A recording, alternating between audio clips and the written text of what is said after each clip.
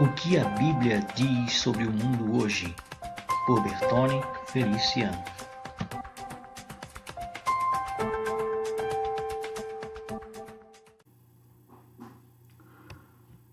Bem, fala-se muito de um sentimento anti-esquerda que tem crescido em nosso país. Penso que nós, como protestantes, seguidores do Evangelho, devemos considerar o fato de que isso pode ser um reducionismo. Porque lembre-se que os sentimentos, eles são mutáveis, eles são instáveis. Hoje não existem, amanhã podem existir.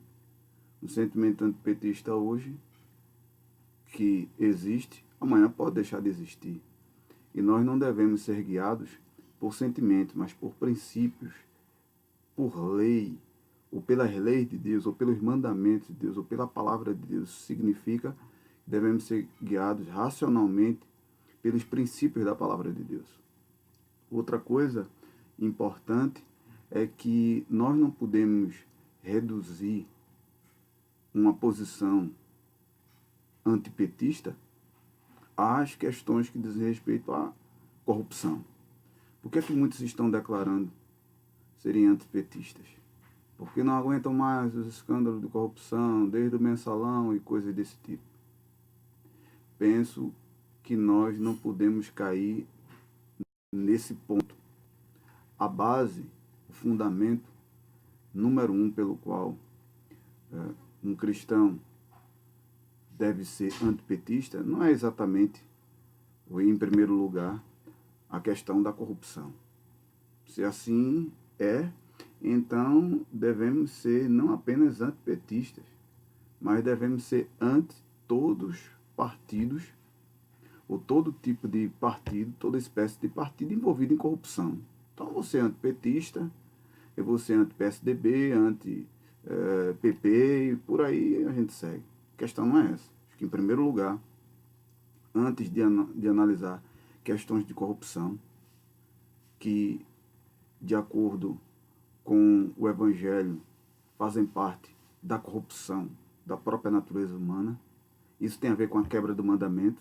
O Senhor disse, não furtarás, o roubo é um pecado, que vai estar presente em todo tipo de partido onde tiver um pecador, ímpio, miserável, e até mesmo crentes, e até mesmo pessoas que se dizem crentes, se envolvem em corrupção. Tem a ver com a pecaminosidade humana.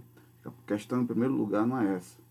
A questão, em primeiro lugar, diz respeito à ideologia, a base fundamental que move, o partido, as ideias que movem o partido, a cosmovisão do partido, ou dos partidos, essa é a questão.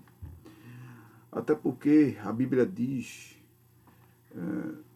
carta de Paulo aos Romanos, que nós devemos ter comportamentos, atitudes, ações e escolhas transformadas pela renovação da nossa mente.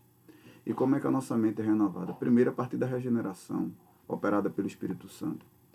E, em segundo lugar, a nossa mente é renovada exatamente pela lei de Deus. É a palavra de Deus que renova a nossa mente. Ela que determina como nós devemos agir, como nós devemos votar, como nós devemos casar, como deve ser o casamento, quais são os princípios que regem o casamento, o namoro, castidade, santidade, fidelidade conjugal. Tudo é determinado pela Escritura Sagrada. E por que a Escritura Sagrada determinar só uma área ou algumas áreas e outras não?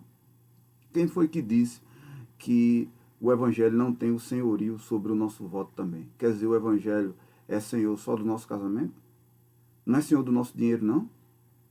Não é senhor da nossa profissão, não? Não é senhor do nosso bolso, não? É por isso que tem uma série de crente pirangueiro, mesquinho, mão mirrada, como eu costumo dizer, e avarento. Porque o senhorio de Cristo é só em umas áreas.